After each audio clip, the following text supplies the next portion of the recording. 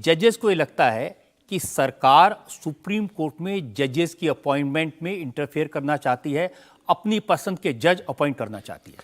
देखिए, संविधान में तो बहुत साफ है कि जजेस का अपॉइंटमेंट 93 तक तो सरकार ही करते थे और संविधान में भी वही लिखा है। मैं इस चर्चा में नहीं जाऊंगा। वो संविधान ने ही क्लियरली लिखा है, इसमें तो सब पढ़े लिखे लोग हैं। आप जो संविधान खोल के देख लीजिए कि जजेस का अपॉइंटमेंट कैसे करते हैं और कौन करना चाहिए। बाद में परिभाषा बदल दिया गया है 93 में। फिर सुप्रीम कोर्ट ने अपने हाथों में ले लिया और कॉलेजियम बनाया।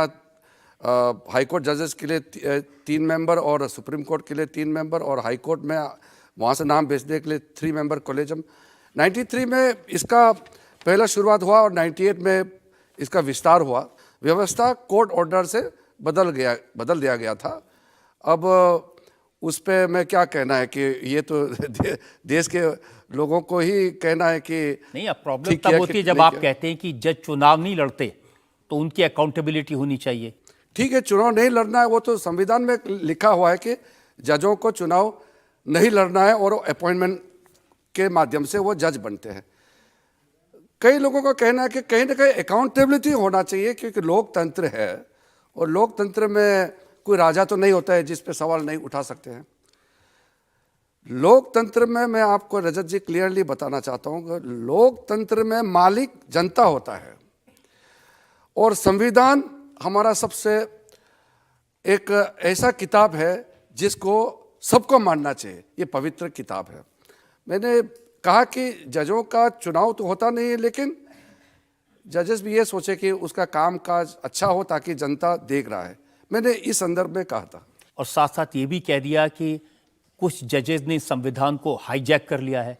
ये मैं जब लॉ मिनिस्टर नहीं बने उससे पहले भी ये चर्चा हुई थी, और जब मैं मंत्री नहीं बने, मैं ऑपोजिशन एमपी थे, तब भी मैं ये बात सुनते थे कि सुप्रीम कोर्ट ने कई पार्लियामेंट का पावर को अपने हाथ में ले लिया। ये नया बात मैं कुछ नहीं कह रहा हूँ, ये बात चलती आ रही है और उसी को आजकल ज़्यादा सुनने को मिलता है। नया बात यह है कि आप जुडिशरी को कंट्रोल करना चाहते हैं। कंट्रोल कर ही नहीं सकता है और सोचना भी नहीं चाहिए। इसलिए मैंने आपको कहा ना, मोदी जी ने 8.5 साल में जुडिशरी के लिए जो काम किया है, जजेस का फैसिलिटी को बढ़ाया है, कोर्ट रूम्स बनाने के लिए, लॉयर्स हॉल बनाने के लिए पैसे पहले मुश्किल से 1000-2000 करोड़ भी मुश्किल से मिलते थे। अगले 4.5 साल में खर्चा करने के लिए 9000 करोड़ नीचे के अदालतों में अलग अलग फैसिलिटी सेंटर बनाने के लिए इतना पैसा आवंटन भी कर चुका है। जो मोदी जी की सरकार ने जुडिशरी के लिए जो काम किया है उसका आधा भी पूर्व किसी सरकार ने नहीं किया। उसके बाद फिर हमको इल्ज़ाम लगाते हैं कि हम जुडिशरी को कब्जा करना चाहता है। ये सोचना भी गलत है, और अगर ऐसा कोई कहता है तो उसका सोच में जरूर होगा, क्योंकि रजत जी आपको मालूम होगा कमिटेड जुडिशरी का जो आर्गुमेंट इस देश में पहली बार इंदिरा गांधी जी के समय में आए थे, और उस समय जजों का सीनियरिटी को भी सुपर सेशन करके जूनियर जज को सीनियर जज बनाया गया था। इमरजेंसी लागू किया गया था, जुडिशरी को कंट्रोल में लाया गया था उस समय। और वो लोग हम लोगों को कहते हैं कि जुडिशरी को कंट्रोल करना चाहते हैं। आज बताइए एक उदाहरण जहां हमारे सरकार ने जुडिशरी की बातों को हमने नहीं माना या जुडिशरी को हमने गलत तरीके से उसको नीचा दिखाने का कोई काम मैं किया देता हूं आपको उदाहरण। बताइए, कुछ है तो। किरण रिजिजू लॉ मिनिस्टर, आपने कहा कि जजेस को सोच समझकर बोलना चाहिए, जजेस को जजमेंट की बात करने से पहले इधर उधर के कमेंट नहीं देने चाहिए। ये ओल्ड विजडम है, ए जज स्पीक्स थ्रू हिज जजमेंट। क्योंकि जो कोर्ट का फैसला वो अंतिम होता है, जब तो उसको बड़ा कोर्ट उसको रिव्यू नहीं करते हैं तो कोर्ट का फैसला फाइनल है। इसलिए कोर्ट में जो जजमेंट देते हैं जो जज साहब, वो जजमेंट में नहीं लिखेंगे और कुछ और टिप्पणी देंगे तो वो सही बात नहीं है।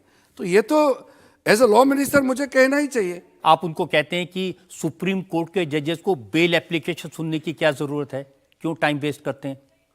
नहीं, मैंने ऐसा नहीं कहा कि सुप्रीम कोर्ट बेल नहीं सुनना चाहिए। मैंने ये कहा सुप्रीम कोर्ट सर्वोच्च हमारे देश का न्यायालय है। वहाँ बड़े मुद्दे जो होते हैं और जो कॉन्स्टिट्यूशनल मैटर है, संवैधानिक मुद्दे हैं, उस पर ज़्यादा ध्यान दे तो ज़्यादा अच्छा है। और बेल एप्लीकेशन अगर बहुत इंपॉर्टेंट बेल है, ह्यूमन राइट्स का इशू होता है, लिबर्टी का इशू हो सकता है, या किसी का फांसी देने का मामला हो सकता है, ऐसा मुद्दे जो होते हैं उसका बेल सुन सकते हैं। लेकिन आप 420 का कोई बेल का मुद्दा होगा, वो भी सुप्रीम कोर्ट जाएंगे, तो सुप्रीम कोर्ट का समय खराब होता है। इस दृष्टि से मैंने कहा था, मैंने कभी भी नहीं कहा कि सुप्रीम कोर्ट बेल पिटीशन नहीं सुनना चाहिए।